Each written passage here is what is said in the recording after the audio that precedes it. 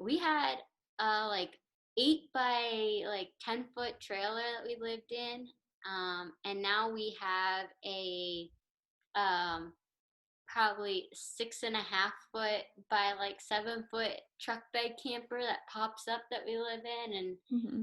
um my dad's coworker Donna, sweet as can be, does not understand how we don't kill each other. I was wondering, like, 'cause when you guys travel, like you guys are traveling across country, like, what do you guys do for work? Do you like, because you're staying there for 3 months, do you find somewhere to work for 3 months so you can have time to climb? Sure. Yeah. So in the past, I kind of had my normal circuit. So like each place I go to, if I wanted, I kind of had the same jobs to go back to if I needed money. Yeah, Usually just true. bartending or like working at a restaurant or something.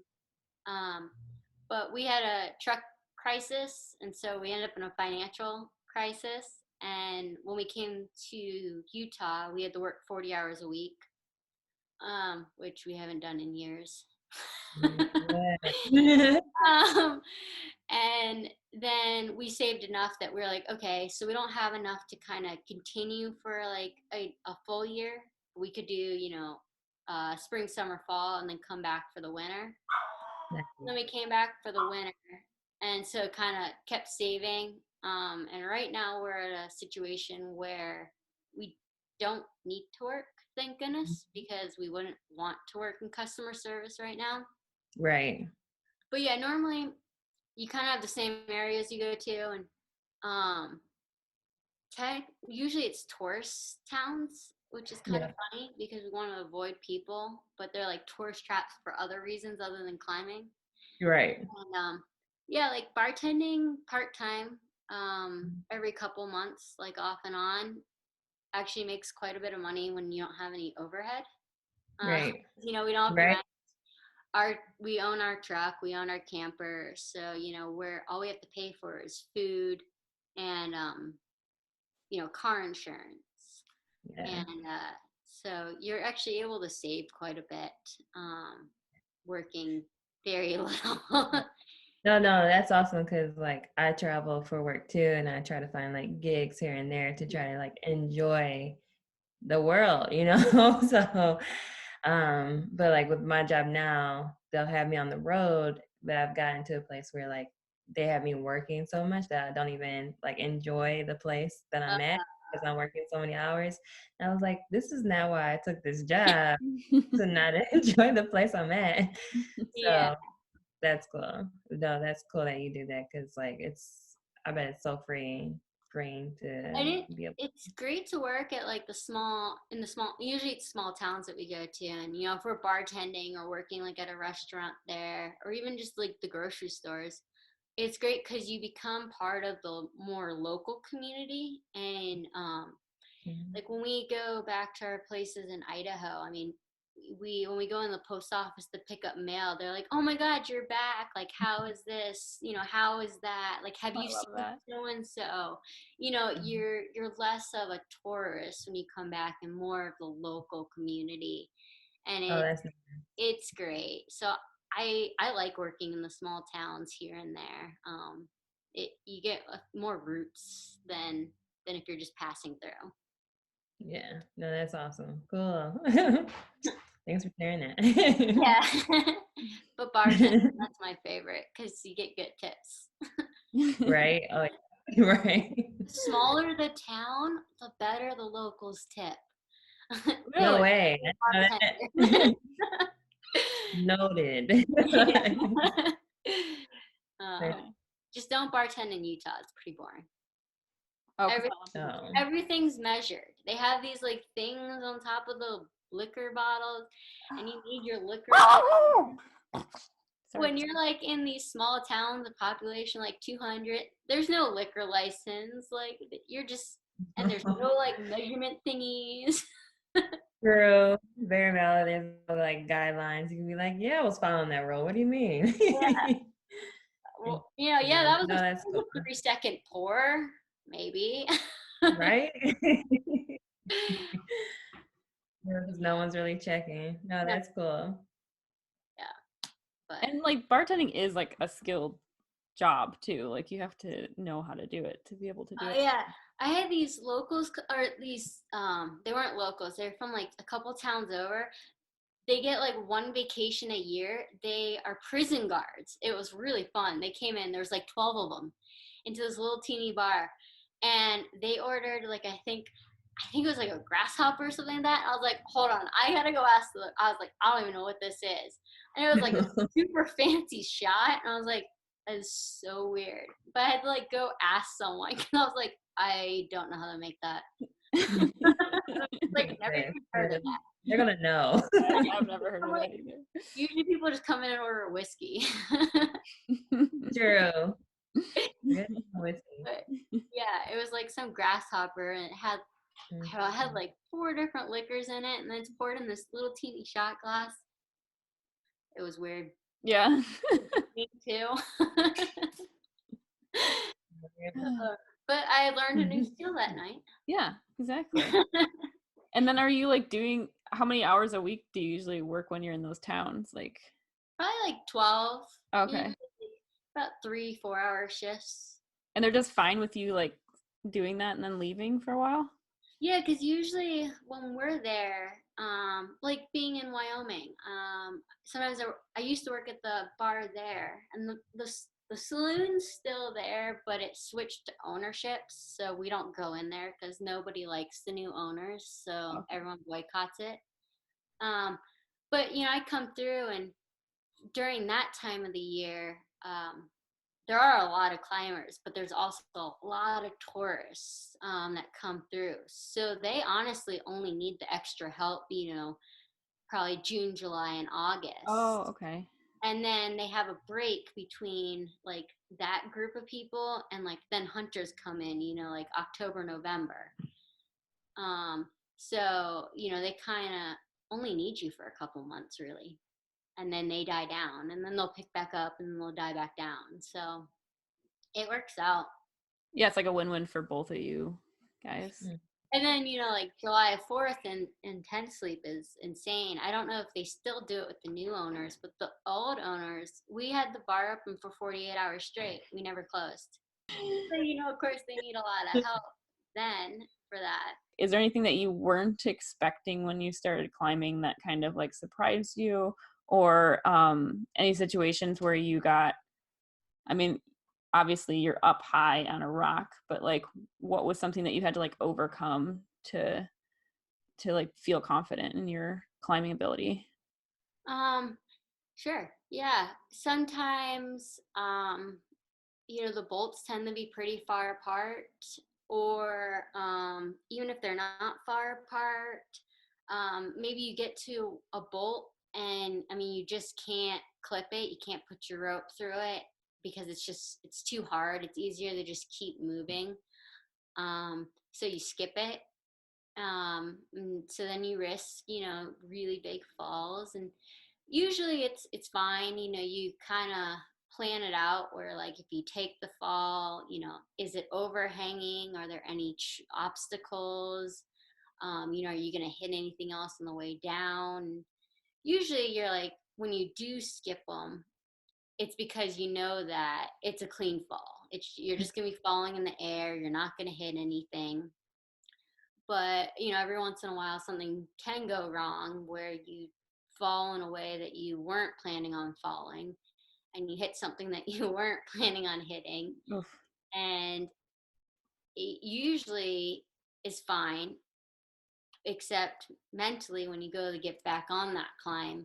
Now you have that in the back of your head where before you were running it out and it was totally fine, and now you're getting to that same section, and it's a lot harder to push yourself to go to the next bolt, because it can be scary in a way that now it wasn't scary. Right. um, it's hard. Sometimes you just have to walk away from that climb and go do something else. It's good to push yourself back into that situation, but sometimes you mentally can't, and you just got to walk away, and that's fine. It's not life or death. We're just climbing, and and we want to keep climbing. We don't want to end up in the hospital, and it's fine. There's other other ones out there, and you know, eventually you can kind of work yourself back up doing other climbs, or you know, just anything else. And you know, you slowly forget about it, or you slowly build yourself back up to that situation, and you know, you end up being a little more prepared when you go back. Are you thinking of a specific Yeah. thing? It sounds like it. Yeah. I still haven't sent it, but I moved the bolts on it, so now I won't take that fall. You're like, screw this. Yeah, I couldn't reach a bolt from a sequence because a taller person had bolted it, and then I asked them if I can move it, and they, you know, they said that's fine.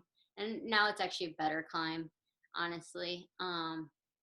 And so I was skipping the bolts, and I couldn't clip the next bolt, so in a way I was kind of skipping two, and Wow. I had one more move, and I knew going into it that if I couldn't clip it off one hold, if I did one more move, I would be able to clip it. So I did the one more move, and I missed. um, but my rope was in a sense where it was running this way to the next bolt, and my momentum for my climb was pushing me this way. So Mm-hmm. I fell in an arc. Yeah. And Dylan did a great job, like, because it slabs out at the bottom of the climb. So he kept me off the slab. But Mm-hmm. what we didn't anticipate was how big of a pendulum I'd take. And I actually pendulum into the roof of Oh the my gosh. climbs, like way over there. And I was fine. I sprained my ankle, but it wasn't anything bad. I was fine in like a day or two. But mentally, that was it. I was done. I couldn't get back on it, and it actually, you know, every other climb I was scared of, um at that, you know, from that point on. And so we climbed in that area for a little bit longer, but then we left because I had to switch it up. I think we actually went bouldering after that, to like step away from ropes, Mm-hmm. kind of reset, and you know, just go into a different style of climbing. um and yeah, and then when we came back a couple years later and I got back on it, I was like, yeah, screw this. I'm moving the bolts. I was like, I don't want to do that again. You know, and it's hard, you know, because up until that point, I'd skip bolts, I'd run stuff out. Like it was fine. You know, I was mentally prepared, and wasn't ever like really that scared. I've landed in trees before, you know, it's never been like a fear factor, but that one really rattled me. And I think that just comes to you with age, you know, you just don't bounce back as well as you did when you were younger.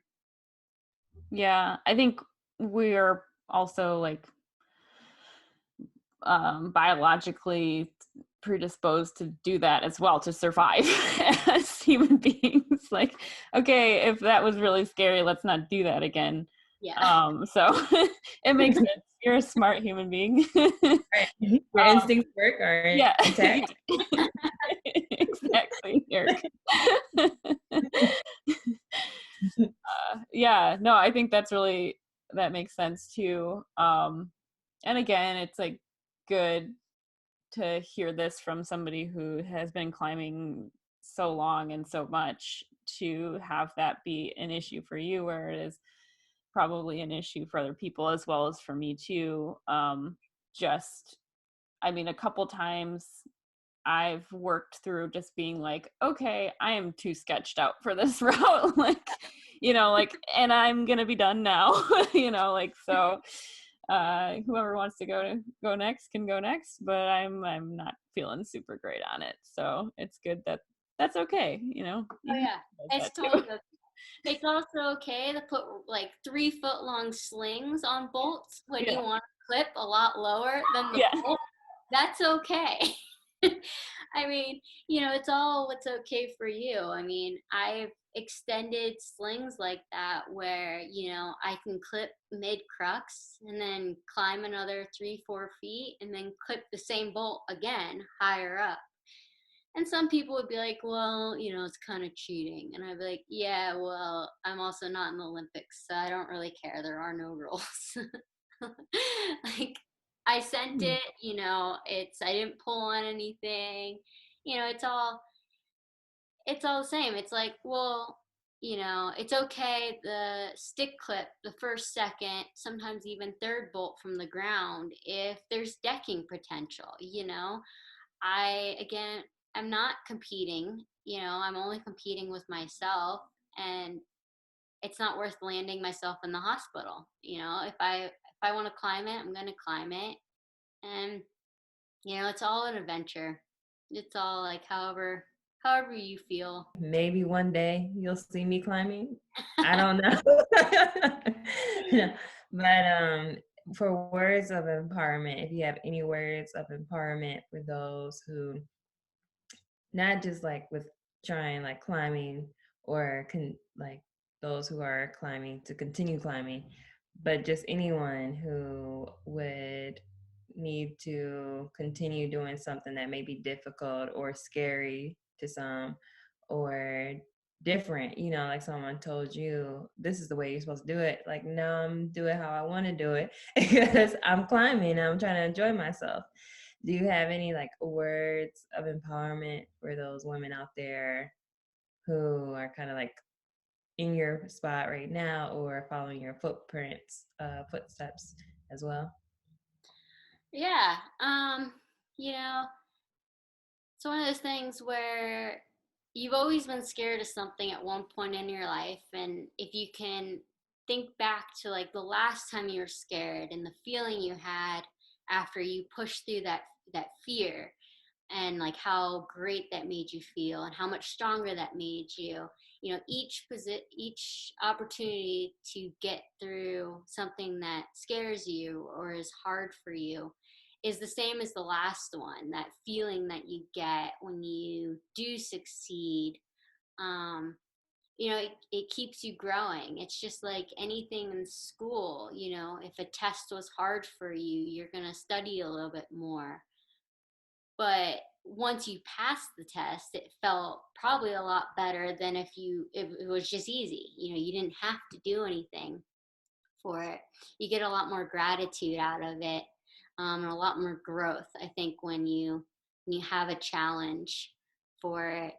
And if somebody tells you that it has to be done a certain way, um, everybody is different. Everybody's mind and mental, and strengths are different, and you have to work towards your own strengths, um, and find what works for you, uh, to reach that end goal. It's good to build off of other people's success and how they might have gotten there, but I think everybody needs to remember that there's not one way to do it, and you just need to go off your own strengths and work around that. That's awesome. No, great words of empowerment. Thank you.